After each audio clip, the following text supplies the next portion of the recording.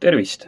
Ma olen oma videotes korduvalt ja iga teatud aja tagant rääkinud, kui suurepärane toidulisand on kreatiin, mis on teadupärast enim uuritud sportlik toidulisand, mida sa saad osta ka toidupoest, tervisetoodete letist ja ma olen selgitanud, miks kõik peaksid seda kasutama ja miks see on tegelikult palju mõistlikum toidulisand kui näiteks multivitamiinid. Aga nüüd on välja tulnud teadustöö, milles väidetakse, et vähemalt teatud osa kreatiinile omistatavatest võimetest need tegelikult ei eksisteeri. Ehk siis selle tarvitamine lihastreeningu kontekstis ei too kaasa lisanduvat lihashüpertroofiat ehk lihasmassi kasvu.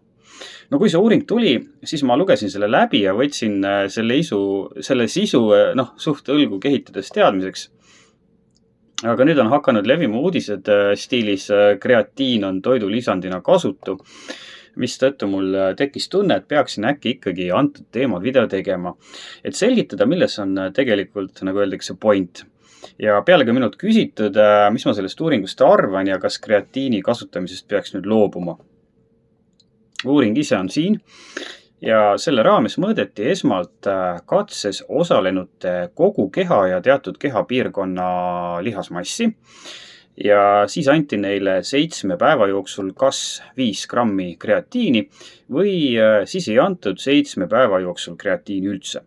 Kusjuures selle 7 päeva jooksul nad lihastreeningut ei teinud ja seejärel mõõdeti jälle katses osalejate lihasmassi ja seejärel tegid mõlema grupi liikmed, nii need, kes olid juba iga nädal, iga päev tarvitanud kreatiini ja tarvitasid seda edasi, kui ka need, kes jätkuvalt kreatiini ei tarvitanud, 12 nädalat lihastreeningut, mis oli väga korralikult üles ehitatud, mis järel toimus 3. lihasmassi mõõtmine. Põhjus, miks nädala kestnud kreatiini tarvitamise järel katses osalejate lihasmassi mõõdeti, on see, et me teame tänapäeval hästi, et kui sa tarvitad toidulisandina kreatiini, siis seovad su lihasrakud tavalisest efektiivsemalt vett. Ehk siis su lihased näevad küll visuaalselt üsna kiiresti pärast kreatiini tarvitamise alustamist välja suuremad ja volüümikamad, aga vähemalt teatud osa sellest tuleneb lihasrakkudesse paigutunud lisaveest, mitte aga lihaskasvust. Uurijad soovisidki selle vahepealse mõõtmisega kindlaks teha, kui suur massikasv oli tingitud veest, sest enamikes taolistes teadustöödes kasutatakse lihasmassi mõõtmiseks suhteliselt ebatäpselt luudensitomeetria ehk DEXA-aparaati, mis mõõdab organismi rasvavaba massi. Mis tähendab, et selle rasvavaba massi sekka arvestatakse ka luud ja muu selline anatoomiline pudi-padi ning loomulikult läheb sinna sekka ka lihasrakkudesse tõmmatud lisavesi. Ilma pikema jututa läheme nüüd tulemuste juurde ja need on näha siin.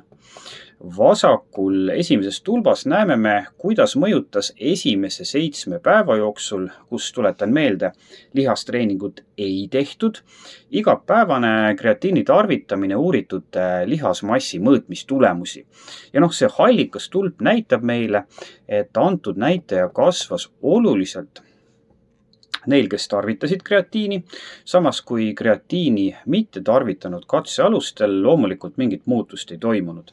Ja arusaadavalt on meil põhjust eeldada, et positiivse tulemuse andis kreatiini võime tõmmata lihasrakkudesse lisavett. Seega, kui me vaataksime ainult kõige parempoolsemaid tulpasid, siis me saaksime väita, et 12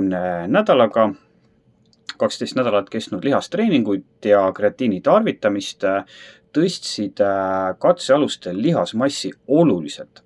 Aga kui sa lahutad sellest lõpptulemusest vasakpoolsed tulemused, siis näed sa tulemusena seda keskmist tulpa ja sealt selgub, et sisuliselt lihaskasvu kui sellist ei olnud ja positiivne tulemus saadi esimese 7 päeva jooksul lihastreeningut mitte tehes ja selle põhjuseks oli ülisuure tõenäosusega rakkudesse tõmmatud lisavesi. Täpsemalt öeldes me näeme küll, et on olemas teatud trend lihaskasvu suunas, aga kuna see ei ole statistiliselt oluline ja seda me ei saa uuringus eraldi välja tuua, siis me paneme silmad kinni ja ütleme, et mitte mingisugust kasvu ei ole olemas. Ühesõnaga, kui sa nüüd antud uuringu tulemusi väga pealiskaudselt tõlgendad, siis võiks justkui väita, et kreatiin on toidulisandina mõttetu, kuna lihast see ei kasvata. No, enne kui sa nüüd viskad oma kreatiinipurgi prügikasti, tasub tõenäoliselt meelde tuletada, et meil on tohutu kogus heal tasemel teaduslikke uuringuid ja ma ausalt öeldes viskasin siia esimese, mis ette juhtus, sest nende tulemused on üsna sarnased, et kreatiin tõstab lihastreeningu kontekstis väga olulisel määral lihasjõudu. Ehk siis sa jõuad jõusaalis tõsta rohkem ja tõsta suuremaid raskuseid ja ma olen nõus samuti väga teaduspõhiste väidetega, et lihasmass on küll seotud lihastugevusega, aga mitte proportsionaalselt.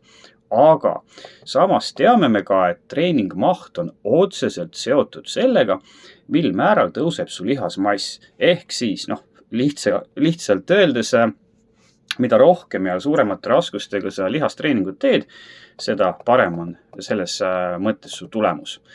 Ja seda kokkuvõttes on mul väga raske ette kujutada olukorda, kus sa teed pikema aja jooksul regulaarselt lihastreeningut, teed seda korralikult, teed seda näiteks 1-3 kordust suutlikkuse piirist, ehk siis pingutad korralikult, aga mitte viimase piirini, ja su lihasmass ei kasva kreatiini abiga enam, kui kasvaks ilma selleta. Seda on tõesti väga raske ette kujutada.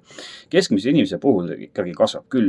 Ja me teame, et on olemas teatud grupp inimesi, keda kutsutakse inglise keeles creatine non-responders, kelle puhul kreatiin ei anna lihastreeningus positiivset mõju või on see kaduv väike, aga keskmisel inimesel kreatiin siiski tõstab pikemas perspektiivis lihasmassi ja see on selgelt erinevates uuringutes kinnitust leidub. Mis puudutab väidet, et kreatiini tarvitamine jõutreeningu raames suurendab otseselt lihasmassi, siis tegelikult ei pruugi olla 12 nädalat piisav aeg, et tuvastada lihasmassi kasvu, eriti kui sa kasutad mõõtmismetoodikat, mida siin uuringus kasutati. Aga samal ajal on meil olemas teadusuuringud, kus on kas koos kreatiiniga või ilma kreatiinita lihastreeningu mõju lihasmassile ja isegi erinevat tüüpi lihaskiududele mõõdetud lihasbiopsiate ehk siis skeletilihasest proovi võtmise ja selle mikroskoobi all uurimise abiga ja nagu juures olevalt pildilt näha, on kreatiini kasutamisel selge positiivne toime olemas. Ausalt öeldes tarvitan mina isiklikult kreatiini tänapäeval peamiselt seetõttu, et meil on põhjus teaduspõhiselt väita, et kreatiin mõjub positiivselt vaimsele võimekusele, aitab sul paremini hakkama saada unenappuse tingimustes, kaitseb aju füüsiliste vigastuste ja erinevat tüüpi haiguste eest, kiirendab treeningutest taastumist ja ennetab spordivigastuste teket ja vähendab nende ulatust ja kiirendab neist paranemist. Kui sa nüüd selle kõik kokku paned, siis on ikka väga raske väita, et kreatiin on mõttetu toidulisand. Pigem on ikka vastupidi. Kreatiin on üks kõige olulisemaid toidulisandeid, mis on teaduspõhiselt ohutu ja efektiivne ja mida peaksid tegelikult tarvitama kõik, kes tahavad olla vaimult teravad ja kehalt tugevad. Jõusaalis näeme!